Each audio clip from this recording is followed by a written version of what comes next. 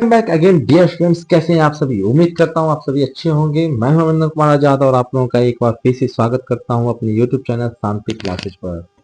तो dear student, जैसा कि आप जान रहे हैं कि हम लोग जेईई और नीट के लिए एक शानदार सा केमिस्ट्री का कंप्लीट कोर्स देखने वाले हैं, जिसमें हम लोग पर्टिकुलरली ध्यान देंगे जेईई और नीट में आने वाले क्वेश्चन के लेवल को।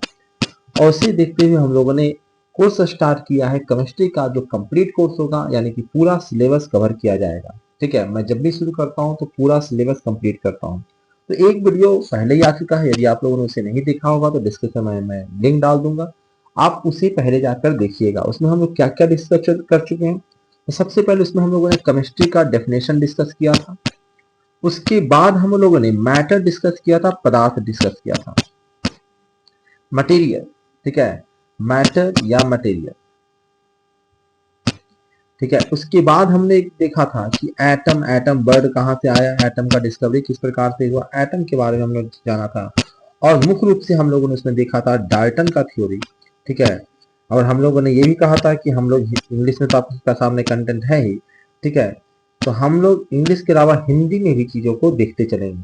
तो मैंने आपको ये भी कहा था और इसमें भी हम लोग इस चीज को फॉलो करते जाएंगे। ठीक है, तो डाल्टन का एटॉमिक थ्योरी भी हम लोगों ने देखा था। साथ ही साथ हमने क्लासिफिकेशन देखा था मैटर का। ठीक है, मैटर का यानी पदार्थ का वर्गीकरण भी देखा था हमने। ठीक है, ये हम लोग देख चुके हैं। इसके अलावा हम लोग डेफिनेशन में पहुंचे थे कि कुछ बेसिक डेफिनेशन देख लेते हैं। ठीक है, और बेसिक डेफिनेशन में सबसे पहले हम लोगों ने देखा था RAM, एटॉम रिलेटिव एटॉमिक मास। क्या देखा था जी? रिलेटिव एटॉमिक मास।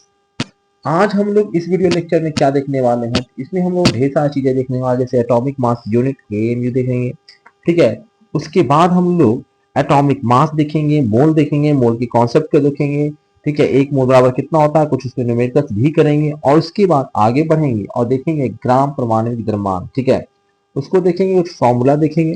कभी मैं हिंदी बोल दे रहा हूँ, कभी इंग्लिश बोल दे रहा हूँ, लेकिन कोई दिक्कत नहीं है, दोनों चीजें हम लोग देखते हुए चलेंगे। ठीक है, यानी हिंदी इंग्लिश दोनों में हम लोग देख के चलेंगे, ताकि जो गांव के बच्चे हैं, ठीक है, जो जेईई मेंस वगैरह का तैयारी करते हैं, कोचिंग वगैरह नहीं जा पाते, तो गांव के बच्चे जानते हैं कि वो हिंदी में सरकारी स्कूल से पढ़े होते हैं, तो उनको हिंदी ही पता होता है, तो उनके लिए ज्यादा जरूरी है वीडियो लेक्चर्स। ठीक है, उन तक भी लोगों तक आप पहुंचाइए। गाँव के आपके जो भी दोस्त मित्र हैं जो सरकारी स्कूल से पढ़े हैं, जिनको इंग्लिश नहीं आता है, इंग्लिश में वीडियो लेक्चर्स नहीं देख सकते हैं, उन तक भी पहुंचाइए। ये दोनों के लिए है, वो भी थोड़ा बहुत इंग्लिश में देखेंगे तो उनको भी थोड़ा बहुत इंग्लिश भी आना लगेगा। चलिए स्टार्ट करते हैं एटॉमिक मास यूनिट से। ठीक है, एटॉमिक मास यूनिट क्या होता है, थोड़ा सा इंटरेस्टिंग रखेंगे, क्योंकि आपको छोटे बच्चों तो चीजों को हम लोग हार्ड नहीं करेंगे। ठीक है, क्योंकि मेरा जो मेनली कोर्स होता है गेट मैकेनिकल इंजीनियरिंग के लिए होता है, GATE graduate aptitude test for engineer, इसको भी ऑर्गेनाइज करता है IIT। ठीक है, उस लेवल के कोर्सेज में लाता हूँ। पर जेई और जेई मेंस के बच्चे भी काफी ज्यादा डिमांड कर रहे थे कि सर केमिस्ट्री पढ़ाइए, तो हम लोग उसके लिए लेके आए हैं। तो सबसे पहले हम लोग डिस्कस करते हैं, सेकेंड डेफिनेशन हमारे पास था जो है एटॉमिक मास। ठीक है, क्या है जी? Atomic mass unit AMU। ठीक है, दरअसल ये AMU एटॉमिक मास यूनिट होता क्या है? ठीक है, तो कहता है कि atomic mass unit is defined as 1/12 of the mass of C12 atom. ठीक है, C12 एटम का जो मास है उसका 12वें भाग को हम एक AMU कहते हैं, एक एटॉमिक मास यूनिट कहते हैं। ठीक है, अगर हिंदी में कहेंगे तो C12 के एक परमाणु के द्रव्यमान के 12वें भाग को हम एक AMU कहते हैं। ठीक है, सर बताइए क्या है एक AMU? तो हमने कहा, ठीक है, कि 12वां भाग कहता किसका जी? कहता 12वां भाग C12 के एक परमाणु का द्रव्यमान, एक परमाणु का द्रव्यमान। ठीक है, एक परमाणु का द्रव्यमान यानी एक एटम का जो C12 के एक एटम है उसका जो मास होगा उसका 12वें भाग को हम लोग एक AMU कह रहे हैं। आपको तो सर ये क्यों ऐसा फॉर्मूला क्यों बनाया टेढ़ा लगा? कहता टेढ़ा लगना नहीं बनाया, वो कंपेरिजन कर रहा है कि C12, अगर C12 की हम चर्चा करें तो C12 तो थोड़ा सा डिटेलिंग कर लेते हैं। C12 के अगर न्यूक्लियस में जाओगे तो आपका 6 को प्रोटॉन है और 6 को न्यूट्रॉन है। ठीक है। तो एवरेज कुछ मास आया इसका, बट अगर C12 के एक एटम का मास निकालोगे तो मतलब कि 6 प्रोटॉन 6 न्यूट्रॉन के टोटल मास आ जाएगा। ठीक है, इन दोनों का जो टोटल मास आया है उसको अगर हम 12 से डिवाइड कर देंगे तो प्रोटॉन और न्यूट्रॉन जो भी उसके न्यूक्लियॉन्स है उसका एवरेज मास आ जाएगा। ठीक है, अब एक एक न्यूक्लियॉन्स का मास आ गया भैया, आया ना। एक न्यूक्लियॉन्स के मास को ही एवरेज मास है उसी को उसने क्या कह दिया, 1 mu। ठीक है, यानी किसी भी एटम में के न्यूक्लियॉन्स है, एवरेज उसका मास कितना होगा उसी को 1 mu से डिनोट करता चला गया। ठीक है, और उसमें जितना भी मान लेते हैं उसके न्यूक्लियस में दो न्यूक्लियस है उसके न्यूक्लियस में, तो 2 mu उसका मास होना चाहिए। ठीक है, 3 न्यूक्लियस है तो 3 mu होना चाहिए। ठीक है, आपको अगर सर C12 को ही क्यों लिया, ठीक है, तो C12 को ही क्यों लिया सर रेफरेंस, तो मैंने बताया था कि C12 को इसलिए लिया कि भैया इस दुनिया में ना सबसे ज्यादा C12 है, कार्बन से ही पूरी दुनिया बना हुआ है। ठीक है, आपका 70% जो है इस दुनिया में वो कार्बन ही भरा पड़ा है। ठीक है, इसीलिए तो हम कार्बन के लिए अलग ही केमिस्ट्री पढ़ते हैं जिसे हम कहते हैं ऑर्गेनिक केमिस्ट्री। ठीक है, एक और चीज बताओ पूछते बच्चे कि सर शुरू से क्या कार्बन को रेफरेंस माना जाता रहा है, तो मैंने शायद पिछले वीडियो में बताया था कि ऐसा नहीं है। पहले के समय में, ठीक है, हाइड्रोजन को रेफरेंस माना जाता था। ठीक है, उसके बाद ऑक्सीजन रेफरेंस बना। अब कौन बन रहा है, कहता C12 को अब रेफरेंस के रूप में इस्तेमाल किया जा रहा है। ठीक है, एक AMU को अच्छी तरह से समझ में आ गया कि एक AMU क्या है जी, कहता था C12 जो एटम है उसका मास ले लीजिए सर, एटम का मास ले लीजिए और जितना मास आया उसको 12 से डिवाइड कर दीजिए, जितना मास आएगा सर उसी को हम एक AMU कहेंगे। आप कहोगे सर कितना मास आएगा सर डिवाइड करेंगे, तो वो भी तो बता दीजिए ग्राम में कितना मास आएगा। तो वो आता है एक AMU जो होता है 1.66 इंटू 10 टू द पावर -24 ग्राम के बराबर होता है। एक AMU किसके बराबर होता है, तो 1.66 इंटू 10 टू द पावर -24 ग्राम के बराबर होता है। अगर किलोग्राम में अगर हम करें, केजी में करें, तो ये 1.66 into 10 to the power -27 kilogram हो जाएगा एक AMU बराबर। कोई दिक्कत, तो इस प्रकार से आप एक AMU निकाल लीजिएगा। ठीक है, आगे कहता है कि the mass of single atom is extremely small. ठीक है, कहता है जो एटम का मास जो हुआ करता भाई कहे वो सर AMU लाया ही कि सर ग्राम में ही नाप लेता, कहता ग्राम में नापता तो तुम देख रहे हो। ठीक है, कि जो एटम्स वगैरह होते हैं उसका मास बहुत कम होता है, तो ग्राम में इतना छोटा छोटा मास को बाद में पावर में बोलेंगे तो अच्छा लगेगा सुन के, तो अच्छा नहीं लगेगा सर। इसीलिए हमने एक यूनिट बनाया है जिसे हमने AMU कहा है, ताकि हम जब एक एटम का मास की बात करें, दो एटम की मास की बात करें, ठीक है, एक मॉलिक्यूल के मास की बात करें, तो उसको AMU में लिखो तो लिखने में आसानी होगा, वरना पावर दे देते हैं पगला जाएगा। ठीक है, इसी से बचने के लिए हमने क्या किया जी, तथा हमने एक नया ही यूनिट बना लिया जिसे हमने AMU कहा। ठीक है, तो यही मैंने लिखा है कि mass of single atom is extremely small, so AMU is used as a standard unit to measure atomic mass। Atomic mass को मेजर करने के लिए आपका AMU का ही इस्तेमाल करता है। मैं फिर से बता दूं, हिंदी में भी बता दूं कि एक परमाणु का द्रव्यमान अत्यधिक कम होता है, इसलिए परमाणु द्रव्यमान को मापने के लिए AMU का उपयोग किया जाता है। अगर AMU को भाई ये मास को अगर हम समझें, ठीक है, जैसे हम लोग बात करें कि mass of one carbon atom, ठीक है, एक कार्बन एटम का मास कितना होता होगा, तो कहता है कि एक कार्बन एटम का मास निकालना है सर, एक कार्बन एटम का मास निकालना है सर, तो आप जानते हो, ठीक है, कि C12 है, इसमें 12 न है, तो इसका एटॉमिक मास कितना हो गया, 12 गुने क्या, एक AMU। क्या है, तो 12वां भाग न कर दिए हो, C12 के 12वां भाग किए हो तब ना एक AMU निकला है। तो अगर मास निकालोगे C12 का तो 12 से लेके जाके मल्टीप्लाई करना पड़ेगा ना। ठीक है, बात समझ में आया कि एक AMU जो तुम किए थे तो क्या लिखे थे, आप लिखे थे mass of one C12 atom. C12 atom एक का मास निकालते और 12 से डिवाइड किए थे, ये 12 से ले जाके मल्टीप्लाई करेंगे तभी ना निकल के आएगा mass of one C12 atom. तो हम 12 से मल्टीप्लाई करेंगे तो 12 गुने 1 AMU ना आएगा जी, यानी कि आपका क्या आ गया, कहता 12 AMU आ गया, ये 12 AMU आ गया। अगर मास निकालने के लिए कोई कह दे तो 12 गुने क्या, 1 AMU का मास। कहता 1 AMU का मास कितना होता है सर, कहता 1.622 इंटू 10⁻⁻27 या 24 ही करें, 24 ग्राम में अगर करें तो ग्राम में ये होगा। आप दोनों को मल्टीप्लाई करेंगे तो कितना आएगा जी, कहता है ये आएगा सर 1.992 इंटू 10⁻, ठीक है, 10⁻⁻23 ग्राम, ये आ जाएगा। ठीक है, मल्टीप्लाई करके आप देख सकते हो, यहाँ पे किया हुआ है स्टेप बाय स्टेप, तो वहां पे भी आप चेक कर सकते हो। ज्यादा समय नहीं बर्बाद करेंगे हम लोग फिजूल का। तो कहता है ये हुआ सर पूरा किस्सा हम लोगों का। अब एक और टर्म है, कुछ और चीजें जान लेते हैं। कहता है कि एक एएमयू को ही एक डाल्टन के नाम से भी जाना जाता है। तो कहीं मास दिखा रहे कि एक डाल्टन है तो समझ लेना कि वो एक एएमयू की ही बात कर रहा है।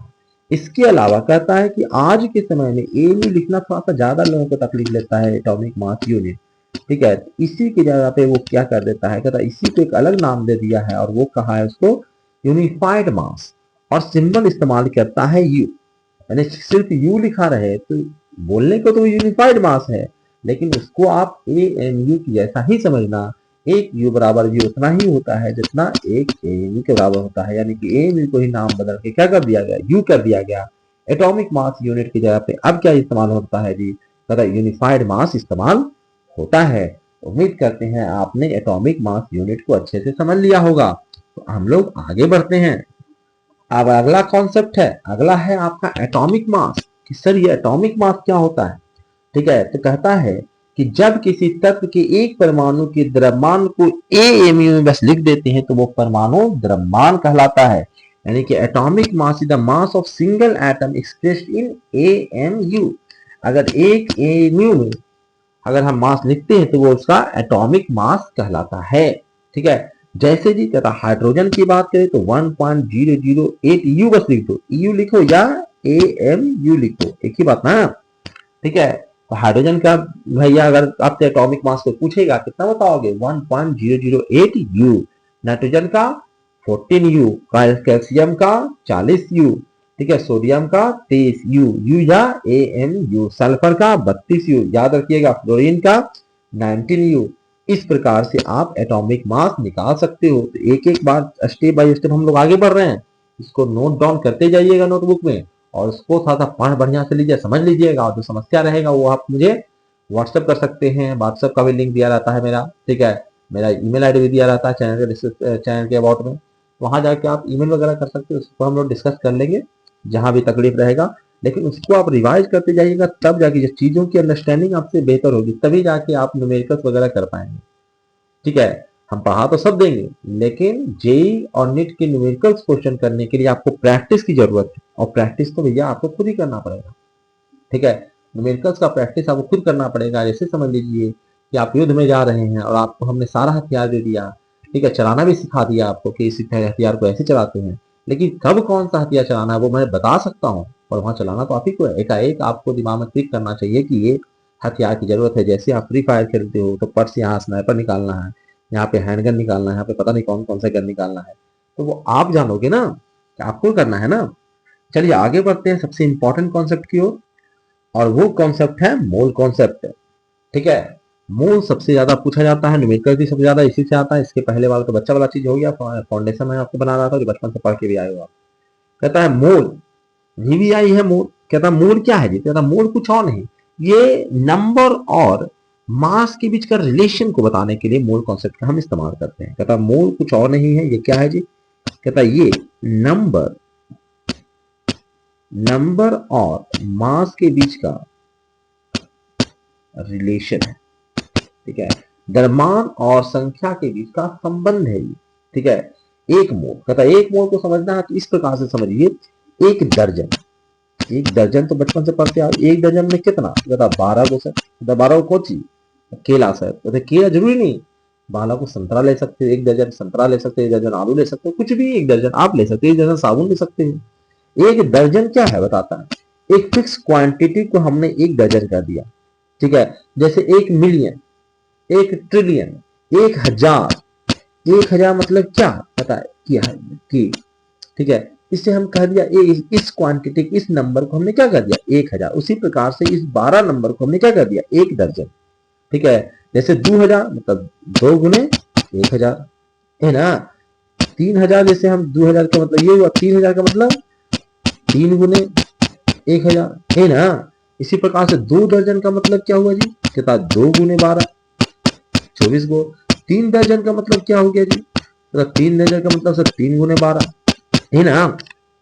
यही है मोल, तथा एक फिक्स क्वांटिटी कुछ है, कुछ फिक्स नंबर है जिसको हमने कह दिया 1 मोल।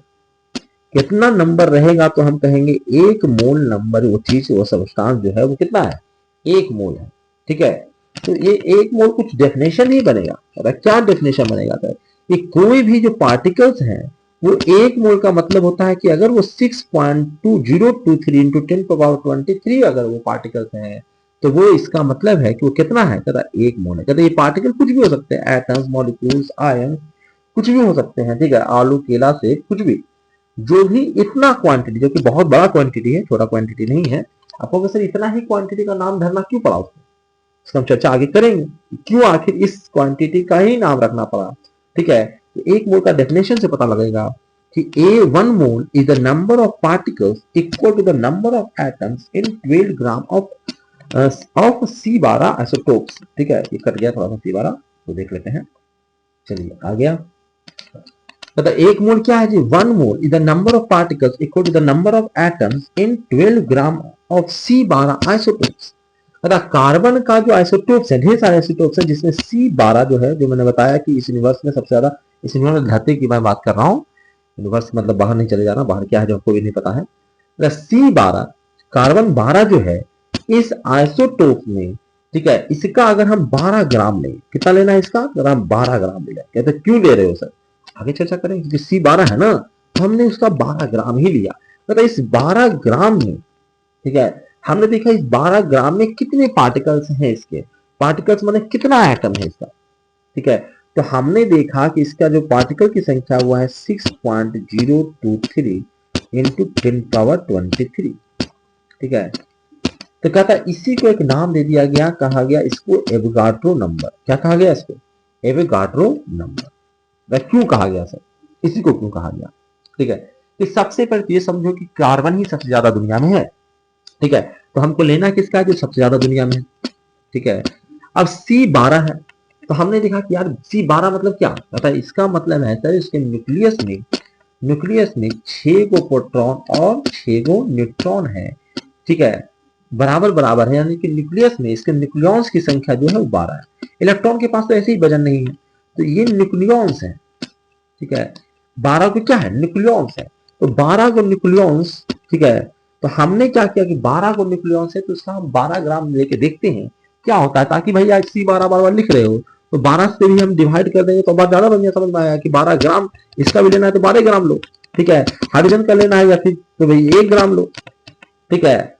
उसमें कितना होगा वो हम देखना चाह रहे हैं, ठीक है, कितने एटम्स होंगे। C12 में 12 ग्राम हमने देखा कि इतने ही एटम्स हैं, और इससे जानकारी, इसको हमने एवोगाड्रो नंबर कह दिया। इससे जानकारी क्या मिला कि अगर हीलियम ले रहे हो, ठीक है, हीलियम 2 और 4, अगर इसका अगर तुम 4 ग्राम ले लोगे ना, इसमें भी नंबर ऑफ एटम नहीं होते। इससे ये मिला, एक नंबर लिया और बार बार वो काम आने लगा, ठीक है। हमने क्या देखा, हमने क्या देखा कि चलो भाई हाइड्रोजन, तो हमने बताया कि 1 ग्राम अगर हाइड्रोजन हमने ले लिया, 1 ग्राम हाइड्रोजन ले लिया, ठीक है, 1 ग्राम हाइड्रोजन एक इतना होता है, तो इसमें भी नंबर ऑफ एटम जो था वो इतना ही था, ठीक है। यही नहीं, हमने बहुत सारी चीजें और भी लेकर देखा, ठीक है, हमने बहुत सारी चीजें और भी लेके देखा, जैसे हाइड्रोजन, हीलियम, लिथियम ले लो, ठीक है, उसका भी 6 ग्राम हमने लेकर देकर देखा, उसमें भी देखा कि इतना ही नंबर ऑफ एटम्स है। हमको लगा कि यार ये नंबर जो है ना वो बहुत इंपॉर्टेंट है, ठीक है, ये नंबर जो है वो बहुत ही इंपॉर्टेंट नंबर है, तो उस नंबर का हम यूज क्यों ना करें, उस नंबर को थोड़ा सा सेलेक्ट करके रख लेते हैं, और हमारे कैलकुलेशन में, हमारे पढ़ाई में बहुत काम आने वाला है। उस नंबर को क्या बोल दिया गया, एवोगाड्रो नंबर। और उतने ही नंबर बराबर कोई भी क्वांटिटी है तो हम उसको बोल देते हैं कि 1 मोल वो क्वांटिटी है। तो भगवान ने इस नंबर को वैल्यू दिया, तो हम लोग इस नंबर को वैल्यू दे रहे हैं, और उस नंबर को बढ़िया से याद करके रखेंगे, ठीक है। हिंदी मीडियम के बच्चों को मैं फिर से बता दूं कि एक मोल क्या है। कहता है एक मोल किसी पदार्थ के कणों की वह संख्या है जितनी C12 के 12 ग्राम में परमाणु की संख्या मौजूद होती है। ठीक है, और ये भाई कहोगे सर ये कैसे नाप के लाया, कैसे पता लगा, गिना था कि नहीं? मशीन से पता लगता है। कहता है एक मशीन होता है जिसे हम मास स्पेक्ट्रोमीटर कहते हैं। मास स्पेक्ट्रोमीटर, मास स्पेक्ट्रोमीटर हिंदी में कहते हैं इसको द्रव्यमान स्पेक्ट्रोमीटर, स्पेक्ट्रोमीटर, मास स्पेक्ट्रोमीटर कहते हैं। कहता है इस मास स्पेक्ट्रोमीटर से हम ये संख्या नाप के लाए और ये संख्या कितना आया जी? कहता है ये संख्या आया था 6.023 इंटू 10⁻23। कई कई जगहों पे ये संख्या 0.022 भी लिखा रहता है। ठीक है, बुक्स वगैरह में। ठीक है, तो कोई दिक्कत नहीं है, बहुत कम वेरिएशन है, उससे कोई कैलकुलेशन में आपका अंतर नहीं पड़ने वाला है, तो अपने असर से देख लीजिएगा। कहता है ये संख्या इतना महत्वपूर्ण है कि इसे एवोगाड्रो नंबर हमने कहा। ठीक है, एवोगाड्रो नंबर, इसको सिंबल दिया हमने Na। Na symbol, Na small से भी लिखा रहता है और कैपिटल से भी लिखा रहता है। ठीक है, तो Na बराबर कितना हुआ जी? तो 6.023 इंटू 10⁻23। मैं 3 इसलिए लिखता हूँ ताकि याद करना आसान, ऊपर पावर भी 23 है और यहाँ पे भी हमने 23 कर देते हैं तो याद करना आसान हो जाता है। कहता इसको समझिए कि भैया इसका मतलब क्या है, कितना इंपॉर्टेंट है। कहता एक मोल एटम का मतलब हो गया कि इतना एटम। ठीक है, जहां पे एक मोल लग गया यानी कि उसका उतना उतनी संख्या। ठीक है, जैसे 3 मोल अगर हम आयंस की बात करें तो 3 मोल, 3 गुने मोल, एक मोल में कितना? 6.023 इंटू 10⁻23 ना, इतना आयंस मल्टीप्लाई करो मतलब इतना आयंस हो गया। बात समझ में आया? ठीक है, चलिए आगे बढ़ते हैं। अब कुछ न्यूमेरिकल आपके प्रैक्टिस के लिए है, उसको आपको बनाना चाहिए। ठीक है, ये इंटरेस्ट के लिए है, ऐसा नहीं कि ये सब सेम सेम क्वेश्चन आपको एग्जाम में देखने को मिल जाए, लेकिन ये बस प्रैक्टिस के लिए, थोड़ा सा प्रैक्टिस जो हम समझ रहे हैं कि आप 10th से बस 11th में आए हो, उस बच्चों के लिए लेक्चर तैयार किया गया है। ठीक है, तो हम बेसिक्स हम लोग चल रहे हैं, तो हाई फाई नहीं चल रहे हैं।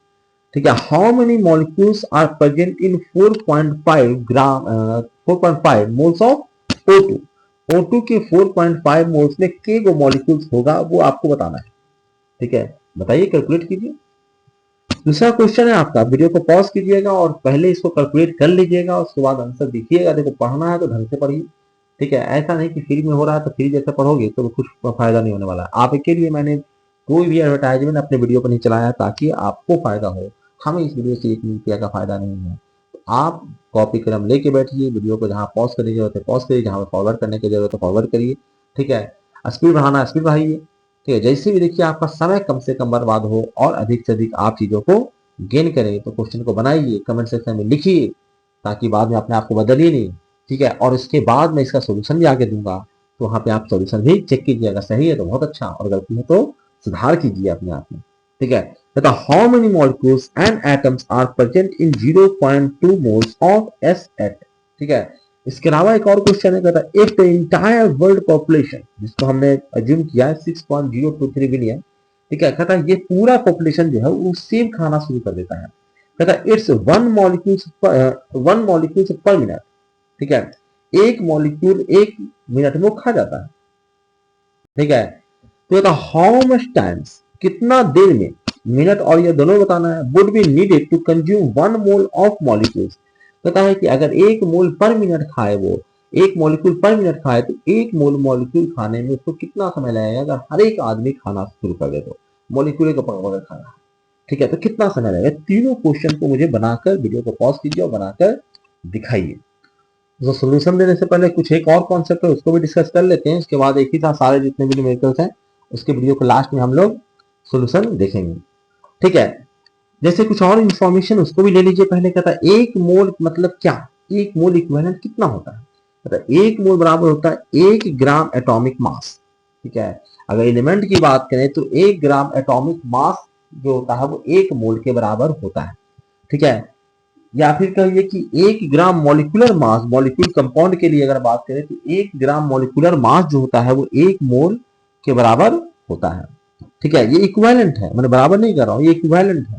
ठीक है, 1 मोल का सब्सटेंस का मास लीजिए या 1 ग्राम एटॉमिक मास लीजिए उसका, दोनों क्या आएगा, बराबर आएगा। ठीक है, जैसे मैं डेफिनेशन देखता हूँ कि ग्राम एटॉमिक मास क्या होता है, ग्राम एटॉमिक मास। ठीक है, कहता है ग्राम, कहता है एक जब परमाणु द्रव्यमान को ग्राम में व्यक्त किया जाता है तो उसे हम ग्राम परमाणविक द्रव्यमान कहते हैं। यानी कि when atomic mass is expressed in gram, जब when atomic mass is expressed in gram is called gram atomic mass. जब उसके मास को ग्राम में व्यक्त किया जाता है तो उसी को हम कहते हैं ग्राम एटॉमिक मास। जैसे कि कार्बन का ग्राम एटॉमिक मास कितना होता है जी, कहता 12 ग्राम। ठीक है, ऑक्सीजन का कितना होता है जी, कहता 16 ग्राम। कहता कितना का होगा सर, ठीक है, कहता एक मोल कार्बन का अगर आप परमाणु द्रव्यमान देखोगे, एक मोल कार्बन का परमाणु द्रव्यमान देखोगे तो वो 12 ग्राम होगा। ठीक है, एटॉमिक मास यानी ग्राम एटॉमिक, ग्राम में उसको देखोगे, ठीक है, ग्राम में देखोगे क्या बचा, कहता एक मोल कार्बन आपका रहेगा तो ये आता है एक मोल अगर ऑक्सीजन रहेगा, ठीक है, तो इसका मतलब है कि 16 ग्राम है। ठीक है, एक मोल अगर हाइड्रोजन रहेगा तो उसका वजन जो आएगा, उसका वेट जो आएगा 1.008 ग्राम आएगा। ये मैं कहना चाह रहा हूं आपसे। बात समझ में आ गया? अगर समझ में आ गया तो फिर से न्यूमेरिकल देखिए। अच्छा, न्यूमेरिकल देखने से पहले थोड़ा सा और इसी को देख लेते हैं, ग्राम एटॉमिक मास। थोड़ा सा हिंदी में देख लेते हैं। कहता है ग्राम एटॉमिक मास बराबर मतलब क्या होता है, कहता है एक मोल या फिर 6.023 इंटू 10⁻23 परमाणुओं के द्रव्यमान को ही हम ग्राम परमाणविक द्रव्यमान कहते हैं। कहने का मतलब है कि 1 ग्राम परमाणविक द्रव्यमान में उस तत्व के Na परमाणु उपस्थित होंगे। या फिर अगर हम ऐसे समझें, ठीक है, कि 12 ग्राम अगर आपके पास कार्बन है, इसका मतलब है कि एक मोल कार्बन है आपका, यानी कि कितना कार्बन है जी, कितना एटम है जी, कहता 6.023 इंटू 10⁻23 एटम है आपका, यानी कि आपका एक एवोगाड्रो नंबर के बराबर। ठीक है, Na एटम्स हैं या Na के एटम्स किसके हैं जी, कहता कार्बन के एटम है आपके पास। अगर ये 12 ग्राम आप कार्बन है आपके पास तो, ठीक है, इसको आप ध्यान में रखिएगा कि 1 ग्राम परमाणु द्रव्यमान में मतलब कि उस तत्व के Na परमाणु उपस्थित होंगे। लिखा हुआ है साफ साफ, the mass of 6.023 into 10⁻23 atoms, यानी कि एक mole of an element in gram is called gram atomic मास। या फिर इसका उल्टा भी सही है कि अगर आपका ग्राम में उसको लिखा हुआ रहे उसी चीज को, ठीक है, उसका ग्राम एटॉमिक मास लिखा रहे, इसका मतलब उसमें कितने कंटेंट है, कितने एटम्स हैं। ठीक है, तो 6.023 एटम्स हैं। अगर मैं फॉर्मूला सीधे सीधे लिख दूं, ठीक है, फॉर्मूला यहाँ पे लिखा हुआ भी है, हाँ, तो फॉर्मूला यहाँ पर लिखा हुआ भी है। ये फिर से मैं लिख देता हूँ, हिंदी में भी इंग्लिश में लिखा हुआ है ही कि नंबर ऑफ मोल्स का मतलब होता है कि मास उसका कितना दे रखा है। तो गिवन मास को आप एटॉमिक मास से डिवाइड कर दीजिए तो आपको नंबर ऑफ मोल्स निकल जाएंगे, या फिर आपको जो ग्राम एटम्स निकल के आ जाएंगे। और अगर उल्टा करें, चाहे मास निकालना चाहे गिवन मास निकालना चाहते हो, एटॉमिक मास से ले जाकर नंबर ऑफ मोल्स को मल्टीप्लाई कर दीजिए। अगर मैं हिंदी में इसी चीज को लिख दूं, तथा अगर आपको मोलों की संख्या निकालनी है, मोलों की संख्या पूछ दे तुमसे, मोलों की संख्या पूछ दे, जिसको आप या तो फिर आपको क्या पूछे, कहता है ग्राम परमाणु पूछे, ग्राम परमाणु पूछे, तो आप क्या कीजिए, आप जो वजन दे रखा है, उसका जो वेट दे रखा है, भार दे रखा है, उसको परमाणु भार से डिवाइड कर दीजिए, परमाणु भार से डिवाइड कर दीजिए तो मोलों की संख्या निकलकर आ जाएगी। यही अगर आपको भार निकालना है, अगर आपको भार निकालना है तो भार कैसे निकलेगा जी, तथा मोलों की संख्या जो है सर, मोलों की संख्या जो है, या फिर मोलों की संख्या मतलब ग्राम परमाणु, ग्राम परमाणु को आप क्या कीजिए जी, तथा परमाणु भार से, परमाणु भार से आप मल्टीप्लाई कर दीजिए तो आपको क्या निकल जाएगा, भार निकल के आ जाएगा टोटल का। तो ये फॉर्मूला जो है इसको याद करना है। इंग्लिश हिंदी दोनों में हमने बता दिया आपका। इंग्लिश में तो आपका दिया हुआ है ये है, ठीक है, हिंदी में भी मैंने आपको बता दिया, दोनों में लिखा हुआ है। यह आपका इंग्लिश में हो गया और हिंदी में भी हो गया, ठीक है, याद रहेगा आपको। ठीक है, अब एक दो क्वेश्चन जैसा मैंने आपसे कहा था कि क्वेश्चन भी हम देख लेते हैं। क्वेश्चन एक तो आपका है, ठीक है, ये है कि 3 मोल जो जिंक है उसका वेट कितना होगा, वजन कितना होगा, भार कितना होगा, ये बताना है। कितना जी, कहता 3 मोल, 3 मोल जस्ता यानी कि जिंक का बाहर आपको वजन बताना है। इसके अलावा एक क्वेश्चन और आपसे है, एक क्वेश्चन और है कि क्या does an atom exist independently, क्या वो इंडिपेंडेंट परमाणु स्वतंत्र अस्तित्व हो सकता है क्या? ठीक है, इसका क्वेश्चन का आंसर मुझे लिखकर कमेंट सेक्शन में आपको देना है कि क्या एटम का इंडिपेंडेंटली रह सकता है क्या? ठीक है, क्या परमाणु का स्वतंत्र अस्तित्व हो सकता है क्या? हिंदी इंग्लिश जैसे भी आप लिखना चाहें आप लिख के मुझे कमेंट सेक्शन में दे सकते हैं। और चलो इस क्वेश्चन का मैं आंसर दिखा ही देता हूँ, क्योंकि ये क्वेश्चन का आंसर यहीं पे आपका दिया हुआ भी है, तो देख तुम लिए ही हो, तो आंसर भी देख लेते हैं। कहता है कि आपको एटॉमिक मास फाइंड आउट करना 3 मोल का, 3 मोल जिंक का। तो मैंने कहा कि 1 मोल जो जिंक रहेगा, 1 मोल जिंक का वजन कितना रहेगा? कहता है जितना उसका एटॉमिक मास है तो उतना ही रहेगा। ठीक है, 3 मोल का मास कितना रहेगा? कहता है जितना सर उसका एटॉमिक मास है, मतलब कितना जी? कहता है 65, और वो किस में होगा? कहता है ग्राम में होगा सर। कहता अगर आपको 3 मोल जिंक का निकालना है, ठीक है, तो क्या करना पड़ेगा? कहता 3 से मल्टीप्लाई कर दो, मल्टीप्लाई करिए और निकल के आएगा 195 ग्राम। तो दिक्कत, तो इस प्रकार से आप क्वेश्चन को कर सकते हो। और पहले क्वेश्चन तो बाद में है, पहले आप अंडरस्टैंड करिए कि यह 3 मोल जिंक का मतलब क्या है, उसको फील कीजिए, दिल में बसाइए, फील कीजिए, ताकि आपको फॉर्मूला वगैरह बार देख देख के बनाने क्वेश्चन बनाने की जरूरत ना पड़े। इसको महसूस कीजिए आप कि कहाँ से क्या आ रहा है। ठीक है, चलिए हम लोग आगे बढ़ते हैं, कुछ कॉन्सेप्ट देखते हैं, फिर न्यूमेरिकल पे भी चलेंगे। जैसे मैं चीजों को समझाने के लिए आपके सामने एक टेबल आया है, तो atomic mass and related values. ठीक है, क्या है जी ये टेबल, क्या बता रहा है? ठीक है, ये कह रहा है कि कुछ एलिमेंट है, मैं उसका रिलेटिव एटॉमिक मास बताता हूँ। ठीक है, रिलेटिव एटॉमिक मास, ठीक है, जो एएमयू तो मेजर किया करते थे, उसका मैं मास बताता हूँ 1 एटम का कितना होता है, और ग्राम एटॉमिक मास क्या होगा वो मैं बताना चाहता हूँ। ठीक है, जैसे कार्बन की बात करें तो कार्बन का relative atomic mass R A M जो होता है वो होता है 12 U।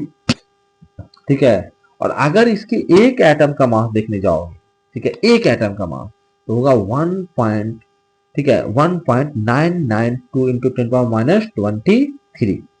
ठीक है, ये क्या होगा जी? कहता है ग्राम। ठीक है, यही अगर हम बात करें इसका एटॉमिक ग्राम एटॉमिक मास की, तो ये होगा कितना जी? कहता है 12 ग्राम। ठीक है, अगर तुम इसको इस प्रकार से नहीं वैल्यू देखना चाहते हो, तो तुम याद करो कि मैंने इस क्वेश्चन को बनाया था, ये कितने के बराबर था जी? कहता है ये 12 एएमयू के बराबर था। ये जो वैल्यू था वो 12 एएमयू के बराबर था। मैं फिर से आपको दिखा देता हूँ, अभी भी मैंने आपको करवाया था इसी वीडियो लेक्चर में, तो फिर से दिखाता हूँ आपको। देखिए यहाँ पे मैंने आपको दिखाया था, यहाँ पे मैंने आपको दिखाया था कि mass of 1 carbon atom, 1 carbon atom का कितना चित्र था? 12 एएमयू था, और इसी को एएमयू के जो वैल्यू होता है इतना, उससे हमने मल्टीप्लाई किया तो वो इसके बराबर आ गया। ठीक है, 12 एएमयू के बराबर था। यही मैं आपको बताना चाह रहा हूँ वहां पे भी आपको। सबसे पहले तो मैं बताना चाह रहा हूँ कि एएमयू का जो आप वैल्यू होता है उसको याद रखिए। कहता है एएमयू बराबर कितना सर? कहता है 1 एएमयू बराबर होता है 1.66 इंटू 10⁻24 ग्राम। देखो केमिस्ट्री में जो है वो ग्राम में चीजों को इस्तेमाल करना, उसको जहां जहां सहूलियत लगता है, क्योंकि भैया केजी बहुत ज्यादा हो जाता है। हम लोग लैब में एक्सपेरिमेंट वगैरह करते हैं तो सब चीज ग्राम में तौलते हैं, नापते हैं, तो ग्राम में ही ज्यादा लोग इस्तेमाल करते हैं, तो ग्राम ही में हम लोग सब चीजें करते हैं, करेंगे, किलोग्राम में नहीं करेंगे, वो हम फिजिक्स में ज्यादा इस्तेमाल करते हैं। ठीक है, चलिए हम लोग इस पे चलते हैं। यहाँ पे आपको यही चीज बताया जा रहा है। क्या बताया जा रहा है जी? कि 12 ग्राम बराबर, मतलब कि ये एक एएमयू का वैल्यू, ये 12 एएमयू का वैल्यू लिखा हुआ है। तो इसको हम ये लिख सकते हैं कि ये क्या है जी? कहता है ये ग्राम या तो ठीक है, नहीं तो ये 12 एएमयू है।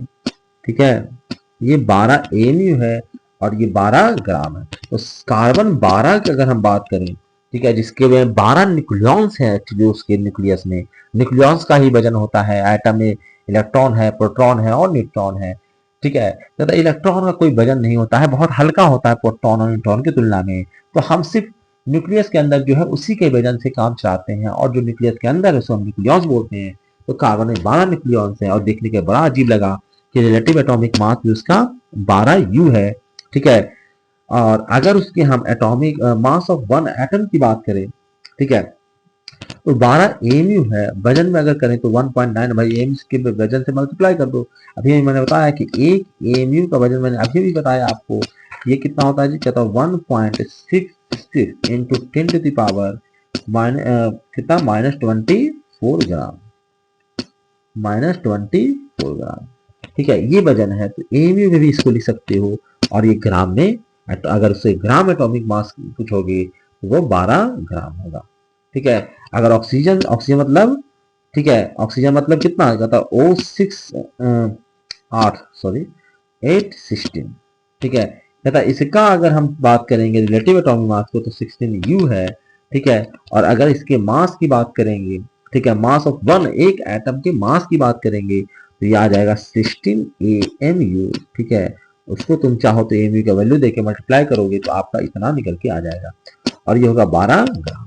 ये मैं कहना चाह रहा हूं, मैं आपको ये बताना चाह रहा हूं आपको कि हाइड्रोजन का मतलब है सर, कि हाइड्रोजन का मतलब है 1 1। ठीक है, इसमें न्यूक्लियॉन्स की संख्या एक ही होती है, तो इसका वैल्यू होता है 1.008 यू, रिलेटिव एटॉमिक मास। ठीक है, अगर इसमें ग्राम में जाओगे तो इतना, और ग्राम में नहीं एमयू नापोगे तो मात्र 1 AMU इसका वैल्यू है। ठीक है, और ग्राम में जाओगे तो इतना। ठीक है, ग्राम एटॉमिक मास कहता है, ग्राम एटॉमिक मास मतलब एक मोल का मास में जी, एक मोल का मास है। ये क्या है जी, ग्राम एटॉमिक मास मतलब एक मोल, उतना, ये एक एटम का ना है, वन एटम का ना, ये एक मोल एटम का मास है ये। ठीक है, ये एक मोल एटम का मास, बात समझ में आया। नाइट्रोजन मतलब 7 और 14।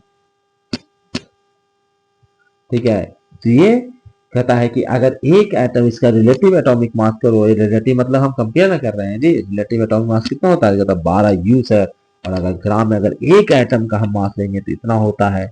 ठीक है, या फिर आपको एमयू में नापना है भाई, अगर इतना लिखने में तकलीफ है आपको, एमयू लिख दीजिए, कितना 14 AMU इसका मास होगा सर। ठीक है, और ग्राम में बदलोगे, ग्राम मतलब एक मोल अगर एटम ले लोगे आप सीधे सीधे तो वो कितना हो जाएगा, 14 ग्राम के बराबर। इसी प्रकार से आयरन है। ठीक है, आयरन का भाई कितना होता है, तो 16 यू होता है इसका रिलेटिव एटॉमिक मास, और अगर हम इसके मास, वन एटम की मास की बात करें तो इतना ग्राम में होता है। ठीक है, और एएमयू में लिखे तो ये 56 AMU के ही बराबर होता है। ठीक है, और ये इसमें अगर कहता है एक मोल वही आइटम आ जाएगा तो इसका मास कितना होगा जी, कहता 56 ग्राम। इसी प्रकार का क्लोरीन है, अगर ये कितना होता है, 35.5 यू। ठीक है, अगर टोटल मास अगर एक एटम का, उसके एक क्लोरीन के एक एटम को ले माप है, ठीक है, तो उसका जो वजन आएगा वो 5.893 ग्राम आएगा। या फिर अगर AMU बदले तो ये 35.5 AMU आएगा। ठीक है, और ग्राम में कर लो, कहता ग्राम में कब आएगा सर, कहता है कि एक मोल अगर वही आइटम तुम ले लोगे, एक एटम नहीं लेना है, ठीक हो, ये एक एटम का ना है। ठीक है, ठीक है, बढ़िया से देख लो कि ये वन एटम का है, मात्र एक एटम का वजन है। ठीक है, यानी कि ऐसे ही आप इसमें बस इस संख्या में आप एवोगाड्रो नंबर से मल्टीप्लाई कर दोगे तो अपने आप 12 आ जाएगा। ठीक है, बात समझ में आया। एवोगाड्रो नंबर से जैसे ही मल्टीप्लाई करोगे इस क्वांटिटी में, क्योंकि ये एक एटम का है, तो ठीक है, इसमें कितना होता है, एक मोल एटम ना, तो बस इसमें आप एवोगाड्रो नंबर Na से मल्टीप्लाई करोगे तो अपने आप कितने बराबर आ जाएगा, तो 12 के बराबर आ जाएगा। तो बस यही आपको समझना है। ठीक है, और इसको दिल में बसा लेना है ताकि आपको पट से पूछो मतलब किस में मल्टीप्लाई करना है, क्या डिवाइड करना है, पट से दिमाग में आ जाए। इस प्रकार से आपको इसे दिलों में बसाना है। जैसे मैंने इतना टाइम दिया, मैंने एक दो एग्जाम्पल से हम काम चला सकते थे, लेकिन ज्यादा मैंने इसलिए करा ताकि धीरे धीरे दिमाग में आपके घुसे।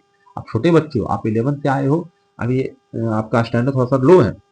ठीक है, आप स्कूल से आए हो, स्कूल में पढ़ता लिखता तो बच्चा है नहीं, मस्ती मजाक करता रहता है। ठीक है, तो अब थोड़ा सा सीरियस हो जाना है, क्योंकि दिलो दिमाग में नहीं बसेगा ये, तो जितना देर में तुम सोचोगे उतना देर में क्वेश्चन बन जाएगा दूसरा। ठीक है, लोग बना के आगे बढ़ जाएंगे आपसे। तो फास्टनेस भी आना है, फास्ट भी बनना है आपको। जेईई का कोई एग्जाम देने जा रहे हो तो आप मजाक नहीं करना है। ठीक है, आगे बढ़ते हैं हम लोग। अब इतना पढ़ लिए तो कुछ क्वेश्चन आपके लिए, ये सारे क्वेश्चन को हम लोग डिस्कस तभी करना ही है हम लोग को। क्वेश्चन क्या है, कहता how many molecules and atoms are present in 16 gram O2।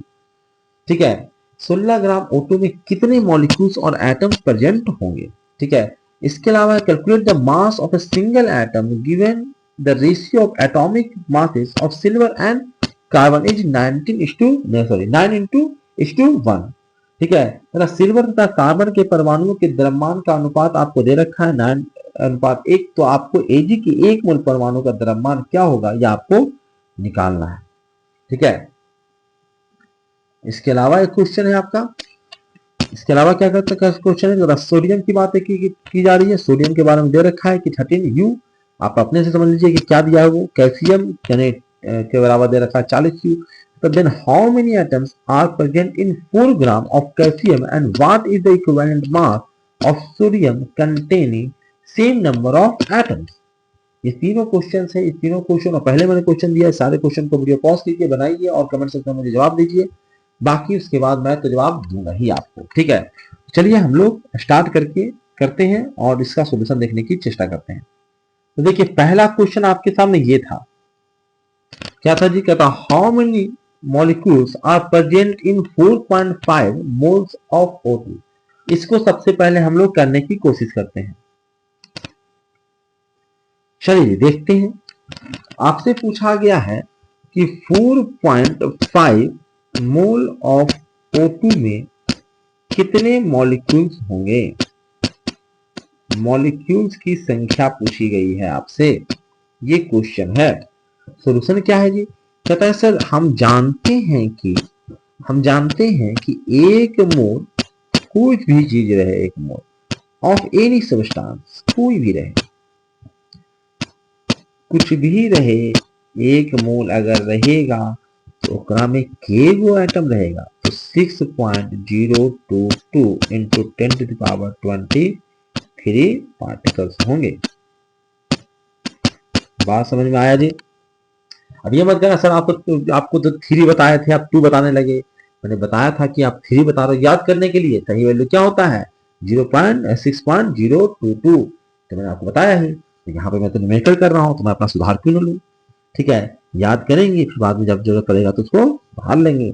ठीक है, कहता है कि सर 1 मोल बराबर इतना, इसमें कितना मोल दे रखा है 4.5 मोल ना, तो 4.5 मोल मतलब कितना, कहता है 4.5 मोल अगर हमको चाहिए ऑफ O2, ठीक है, मतलब कि इसमें कंटेंट कितना होगा जी, मतलब इसमें होगा 4.5 से बस मल्टीप्लाई कर दीजिए, 4.5 इंटू 6.022 इंटू 10⁻23, क्या जी, पता मॉलिक्यूल्स, पता किसके, कहता O2 का है तो O2 का। ठीक है, बस मल्टीप्लाई करके आपको आंसर देना था, मल्टीप्लाई तुम खुद से करना, 2.710 करीब कुछ हो सकता है, मैं तो कैलकुलेटर से करता हूँ, आप लोगों को खुद से करना है। मॉलिक्यूल्स ऑफ O2, यही आपको करके दिखाना। हो गया सॉल्यूशन। अगले क्वेश्चन की तरफ चलते हैं। अगला क्वेश्चन क्या था जी, इस पे चलते। तो अगला क्वेश्चन था आपका, how many molecules and atoms are present in 0.2 moles of S8। S8 के 0.2 मोल्स में कितने S8 के एटम्स और मॉलिक्यूल्स प्रेजेंट होंगे। चलिए इसको भी देखते हैं हम लोग। चलिए शुरू करते हैं। क्या पूछा गया है जी, कहता है कि सर हमसे पूछा गया है कि 1 मोल में कितना, भाई हमसे पूछा गया है कि हमको दे रखा है 0.2 मोल ऑफ S8 और इसी में के गो एटम होगा और के गो मॉलिक्यूल्स होगा, ये हमसे पूछा गया। ठीक है, ये हमसे पूछा गया, ये हमारा क्वेश्चन है। ठीक है, तो हम जानते 0.2 मोल की तो बात की बात है, हम जो जानते हैं उसकी चर्चा करें। तो हम क्या जानते हैं सर, कि हम जानते हैं सॉल्यूशन की अगर हम बात करें तो हम सर जानते हैं कि अगर 1 मोल हमारे पास S8 है सर, तो इसका मतलब है कि हमारे पास 6.022 इंटू 10⁻23 मॉलिक्यूल्स होंगे। कहता अगर 1 मोल में इतना सर, तो 0.2 मोल में कितना, 0.2 मोल S8 में कितना, कहता 0.2 से बस इसको मल्टीप्लाई कर दीजिए सर, कहता 0.2 इंटू 6.022 इंटू 10⁻23 मॉलिक्यूल्स, और इसको मल्टीप्लाई करेंगे तो आएगा कुछ 1.204 इंटू 10⁻23 मॉलिक्यूल्स, यही पूछा गया था। पहला क्वेश्चन तो खत्म। तो किसका मॉलिक्यूल, कहता है S8 का मॉलिक्यूल, यही पूछा गया था। ठीक है, अब पूछा जा रहा है आपसे एक और क्वेश्चन कि हमको ये बता दो कि इसमें एटम्स कितने होंगे। तो एटम्स पूछ रहे हो भाई तुम हमसे। ठीक है, तो हमको एटम्स पूछ रहे हो तो हमको देखना पड़ेगा कि S8 के एक मॉलिक्यूल में के गो एटम होगा। मतलब S8, ठीक है, S8 नाम से ही क्लियर है कि S8 के एक मॉलिक्यूल में जो होता है वो 8 गो एटम होगा।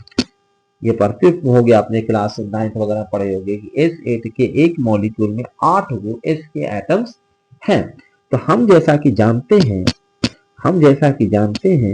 कि S8 मॉलिक्यूल जो होते हैं, मैं जानकारी के लिए पर लिख देता हूँ ना, बच्चा जैसा क्वेश्चन पढ़ाऊंगा आपको।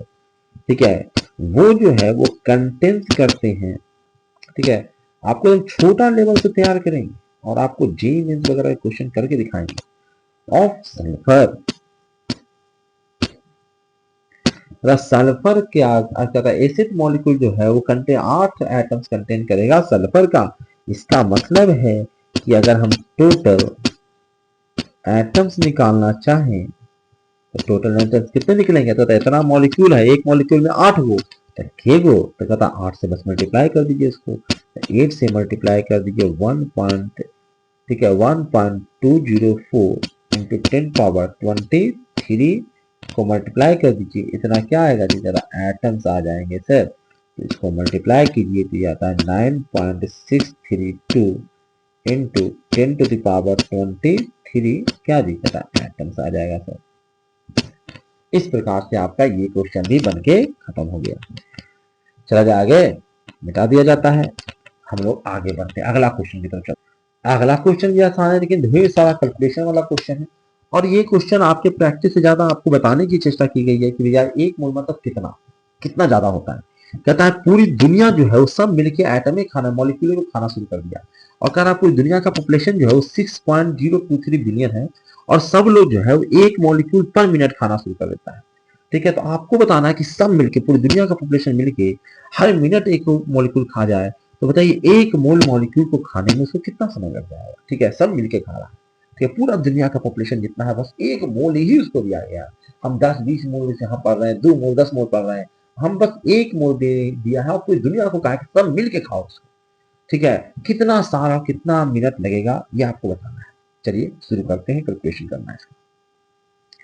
सबसे पहले गिवन डेटा क्या क्या है। कहता है सर हमारी आबादी जो है ना 6 पॉइंट, दुनिया की आबादी हमारी क्या रहेगी 0.2 बिलियन है। कहता बिलियन को हम लोग लिख देते हैं 10 टू पावर 9, इतने लोग हैं दुनिया में, ये कहा गया है। और कहा गया है कि प्रत्येक आदमी जो है वो एक एटम पर मिनट खा रहा है, ये ना कहा गया है जी। कहता है इतना जो पॉपुलेशन है और जो आदमी खा रहा है वो 1 मॉलिक्यूल पर मिनट निपटाने में लगा हुआ है। इतना खा रहा है, बहुत तेजी से खा रहा है, हर मिनट एक मॉलिक्यूल खा जा रहा है। तब हम देखते हैं कितना करते हैं। तो हमारा जो सोल्यूशन की तरफ चलते हैं। जब सोल्यूशन क्या होगा भाई इसका, तो हम जरा सोल्यूशन की तरफ चलते हैं। ठीक है, तो सबसे पहले तो एक मोल मतलब से एक मोल में क्या रहेगा वो देखेंगे तो ना हम निकालेंगे कितना खाने में टाइम लगा। तो एक मोल बराबर हो गया 6.022। जैसे पावर में आता है तो समझ नहीं पाता वो कितना है, जब देखते हैं कि सब मिलके खाएगा तो कितना समय लगाएगा उससे तो आइडिया लगेगा। तो इतना मॉलिक्यूल्स है सर, बस इतने ही मॉलिक्यूल्स को खाना है क्योंकि एक मोल खाना है तो इतना मॉलिक्यूल्स आपको खाना है। और पर मिनट, एक मिनट में एक खा लेते हो तो जाहिर सी बात है इतना खाने में इतना मिनट लगेगा। ठीक है, अगर पर मिनट खा रहे हो मॉलिक्यूल्स इतने पर मिनट, तो आपको इतना मॉलिक्यूल्स को खाने में कितना मिनट लगेगा, तो इतना ही मिनट हमको लगने वाला है। ठीक है, तो इतना मिनट लगने वाला है 6.022 इंटू 10 टू पावर 23 मिनट लगेगा। ठीक है, तो इतना मिनट लगेगा तो कहता है कि एक आदमी ने खा रहा है जी, तो आबादी से भी तो डिवाइड करोगे। तो आबादी कितना है सर इसका, तो आबादी से इसको डिवाइड करिए। आबादी दिया गया 6.022 इंटू 10 पावर 9 इतना। ठीक है, इतना मिनट नहीं लगेगा, हर एक को नहीं वो खा रहा है तो एक मिनट में इतना निपटा देगा, एक मिनट में इतना निपटा देगा। तो इससे हमने इसको काट दिया। ठीक है, और मिनट हमने कैलकुलेट करने की कोशिश की, तो यहाँ से आया 10 पे पावर 14 मिनट। बस अब कहोगे सर ये कितना टाइम है जरा हम तो इसको देखना चाहते हैं।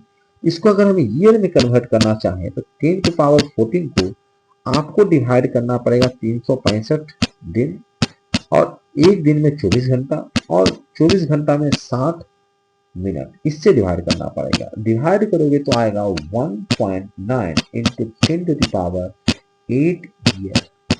एक साल नहीं, ठीक है, 10 पे पावर 8 है, 1000 साल भी नहीं, ठीक है।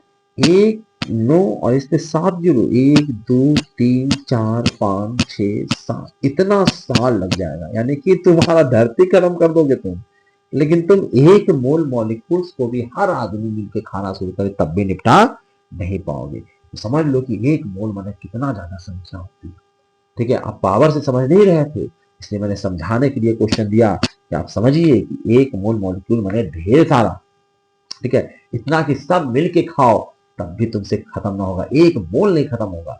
अरे ये हर एक सेकंड में अगर, हर एक मिनट में अगर एक मॉलिक्यूल भी खाया जाए, ठीक है, ऐसे मॉलिक्यूल बहुत छोटा होता है, एक मिनट में ढेर सारा मॉलिक्यूल खा जाते हो, लेकिन हम कह रहे हैं, बताने की कोशिश कर रहे हैं, ठीक है, कि अगर खाओगे तब भी आप निपटा नहीं पाओगे, ठीक है। तो एक मॉलिक्यूल, एक मोल मॉलिक्यूल का मतलब समझ गए तुमको आ गया है, ठीक है। यही हम कह देते हैं भाई, आप तो मॉलिक्यूल की बात ना किए, हम ये कह देते हैं कि ये बताओ भैया कि एक मोल सेब है, उसको खाने में कितना समय लगेगा। तो समझ में आता है कि भैया एक मोल सेब अगर तुमको मिल जाए, पूरी दुनिया भी खाना शुरू करे, हर एक मिनट खाना शुरू करे, तब भी इतना समय लग जाएगा, ठीक है। तो एक मोल बहुत बड़ी क्वांटिटी होती है, ठीक है। चलिए अगले क्वेश्चन पे चलते हैं हम लोग। अगला क्वेश्चन आपका ये वाला क्वेश्चन, तो how many molecules and atoms are present in 60 gram O2। ये तो अभी भी हमने ऐसा ही क्वेश्चन किया था, ठीक है। 16 ग्राम अगर O2 है तो उसको खाने में, उसको मतलब उसमें कितने एटम्स और मॉलिक्यूल्स होंगे। तो 16 ग्राम है सर, ठीक है, 16 ग्राम है। अगर मोल्स में, सबसे पहले तो मोल्स में कन्वर्ट करो, स्टेप बाय स्टेप करो। मैं चलो इसको एकदम सादा पेज पे ही करके दिखाता हूँ आपको, एकदम स्टेप बाय स्टेप करेंगे, शॉर्टकट अभी तक नहीं करेंगे, बाद में करेंगे शॉर्टकट, ठीक है।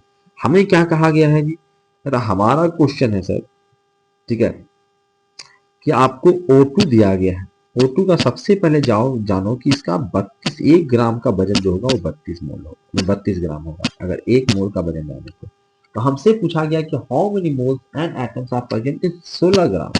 16 ग्राम तो ऐसे ही समझ में आ रहा है कि आधा की बातें की जा रही है, ठीक है। लेकिन फिर भी इसमें तो पता लग गया है, हर चीज में तो पता लगेगा नहीं, तो हम स्टेप बाय स्टेप सोल्यूशन करेंगे, ठीक है, जल्दीबाजी नहीं करेंगे। तो क्या सोल्यूशन करना है सर हम लोगों को, ठीक है। सोल्यूशन करेंगे, सबसे पहले आप ये जानो, ठीक है, कि मोल्स, अगर हम सबसे पहले क्या करेंगे स्टेप, जैसे हमको तो क्वेश्चन ये है ना, इतनी जानकारी है, इसी में एटम्स और मॉलिक्यूल्स निकालना है हमको, तो सबसे पहले हम मोल्स कैलकुलेट करेंगे, क्योंकि मोल्स में निकालना हमको आसान था, तो हमने सबसे पहले मोल्स ऑफ O2 कैलकुलेट करेंगे, ठीक है। मतलब कैसे कैलकुलेट होगा सर, 16 ग्राम, ठीक है, तब एक मोल में 32 ग्राम, तो 16 ग्राम में कितना मोल, 16 गुने 16 डिवाइडेड बाई 32 ग्राम पर मोल अगर हम कर दें डिवाइड, तो ये 32 से 16 से 2 बार में कट जाएगा, ग्राम से ग्राम कट जाएगा, मोल ऊपर चला जाएगा, तो कितना आएगा, कहता 2 मोल। यही तो बता रहे हैं, ठीक है। कितना आया जी, कहता सॉरी गलती हो गया, 2 नहीं 0.5 ना,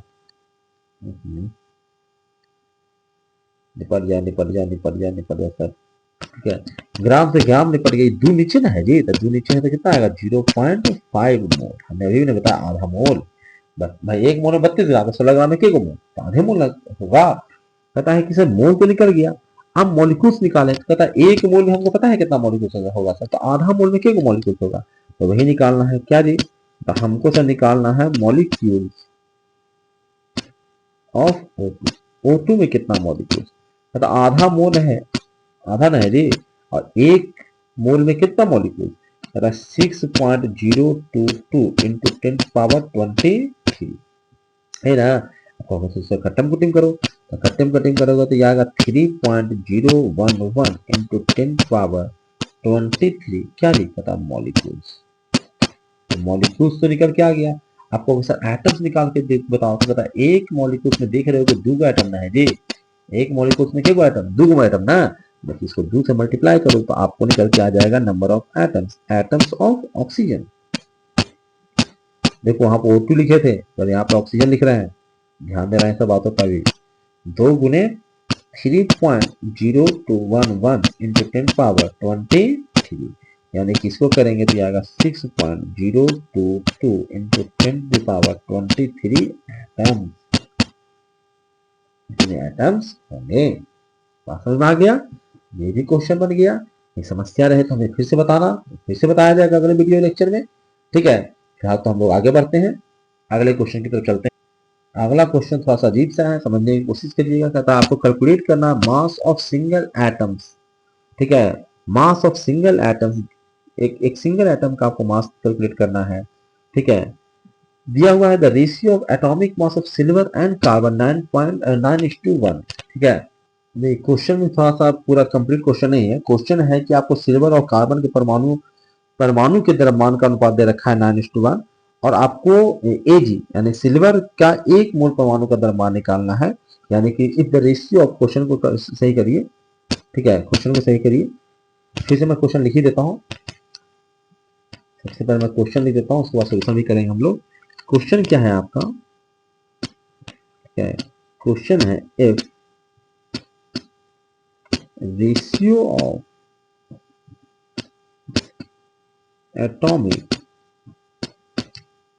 atomic mass of Ag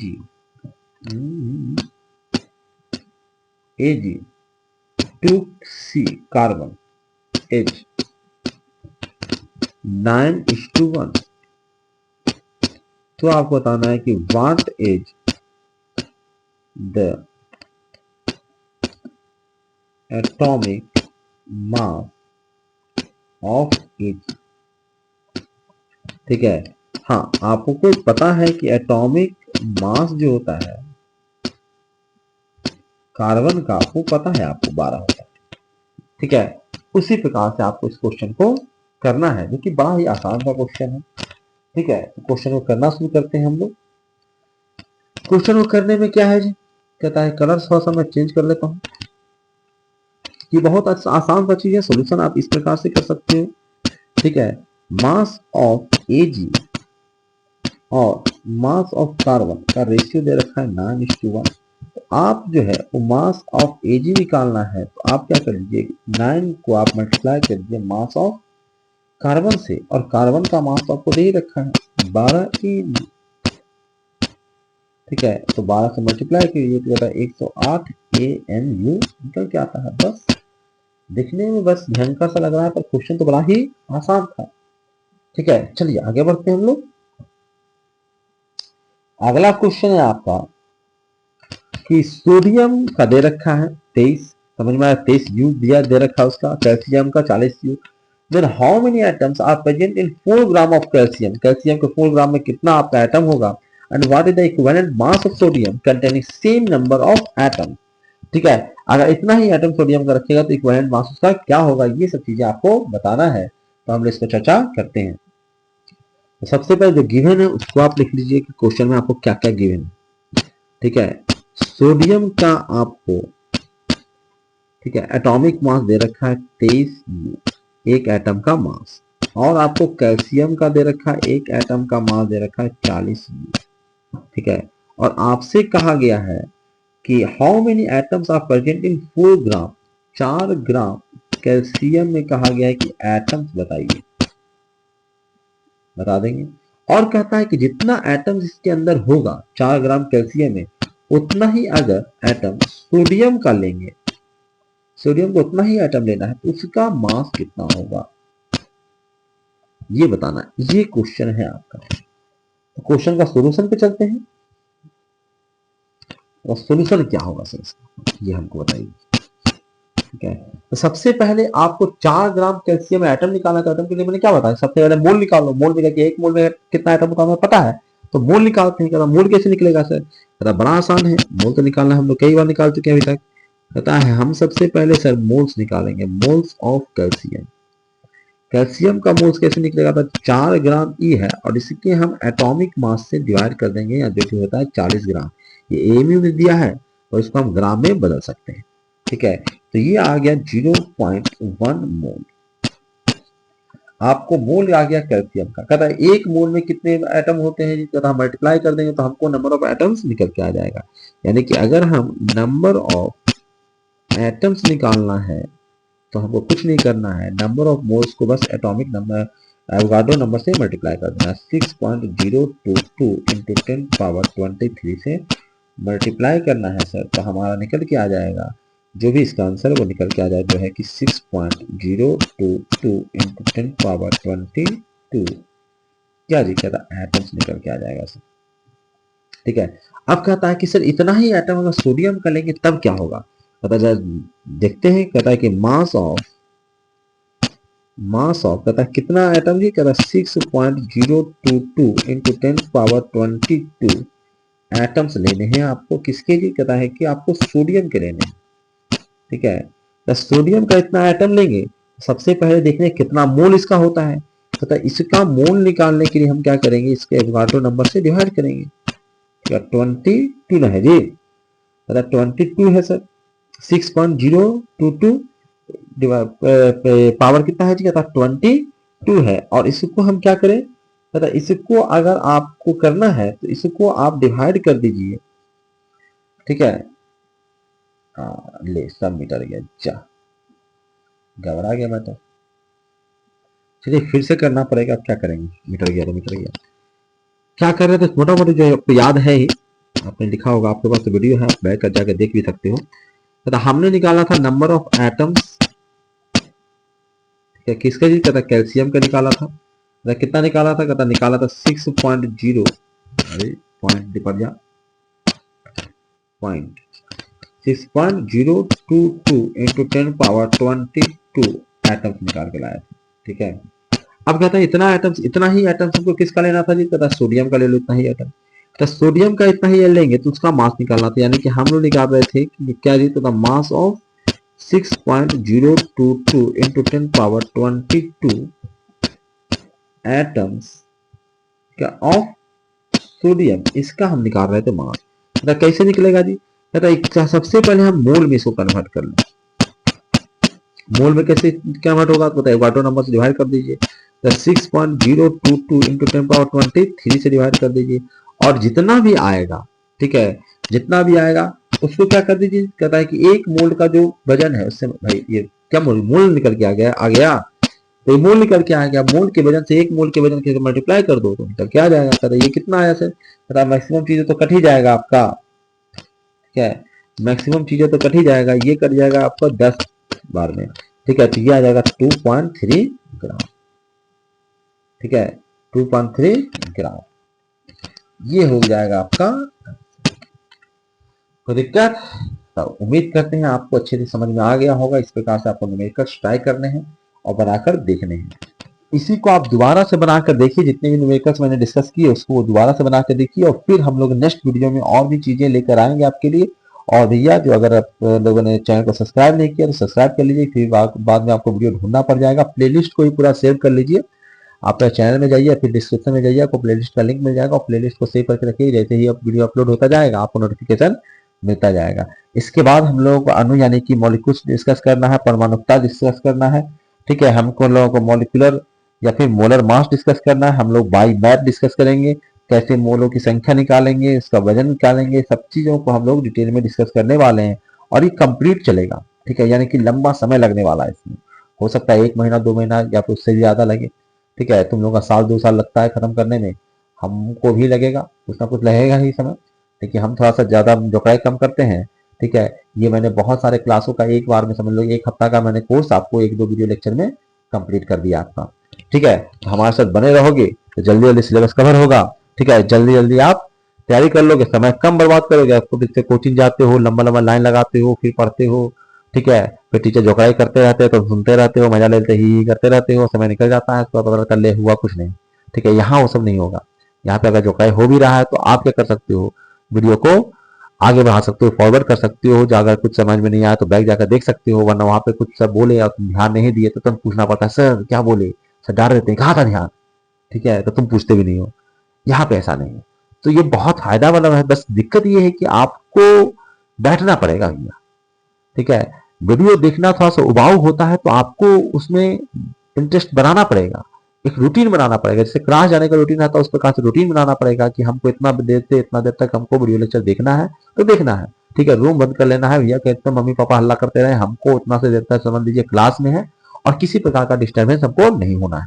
ठीक है, तब जाके निकलेगा। और ऐसा नहीं है कि मैंने नहीं निकाल रखा, मेरी खुद की सिस्टर जो है वो एम्स में है, एम्स पटना में है, और वो कभी किसी कोचिंग नहीं गई, कोई स्कूल नहीं गई। ठीक है, स्कूल में नाम था पर जबकि लड़की थी तो ज्यादा लोग को इधर उधर जाने को नहीं मिलता था, तो वो घर पे बैठ के पढ़ी और एम्स निकाली और 2 अटेम्प्ट की और दोनों अटेम्प्ट में निकाली। पहला अटेम्प्ट में रैंक थोड़ा खराब था, तो वेटनरी कॉलेज में मिल रहा था तो वो नहीं गई, और उसके बाद उसको भी अच्छा एम्स मिल रहा था लेकिन उसकी लोकल में रहना है उसको, तो उसने एम्स पटना को ही चुना क्योंकि मैं सॉरी उसका घर था।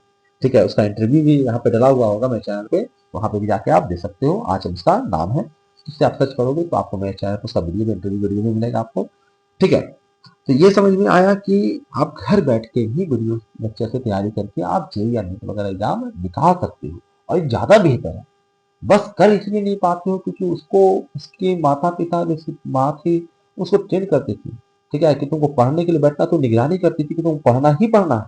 ठीक है, कुछ तुम कर ही नहीं सकती हो। अगर तुमने कहा दिया सुबह 5 बजे उठाने के लिए तुमको उठना पड़ेगा, कितनों का मम्मी थोड़ा सा 5 मिनट 1 मिनट सोने दो बस, कुछ नहीं, तुमने कहा क्यों, पहले क्यों नहीं सोचा, तुमको उठना है तो उठना है। ठीक है, इतना डिसिप्लिन चाहिए, डिसिप्लिन रहेगा आप निकाल लोगे, नहीं रहेगा नहीं निकाल पाओगे। मैं वीडियो को बड़ा नहीं करना चाहता हूँ। ठीक है, लेकिन सजेशन समझिए कि हम मेहनत कर रहे हैं, थोड़ा सा आपको भी मेहनत करना पड़ेगा, और आप मेहनत करोगे तो पक्का केमिस्ट्री तो भैया अगर मैंने कह दिया कंप्लीट मतलब कंप्लीट होना ही है। ठीक है, बस हमारे साथ आप बने रहिए। ठीक है, और आपके कोचिंग क्लासेस से पहले ये कंप्लीट हो जाएगा। ठीक है, मैंने स्टार्ट ही पहले किया और जल्दी कंप्लीट भी कर दूंगा। इस वीडियो लेक्चर में इतना ही रहना है। बहुत बहुत धन्यवाद आप लोगों का, थैंक यू वेरी मच।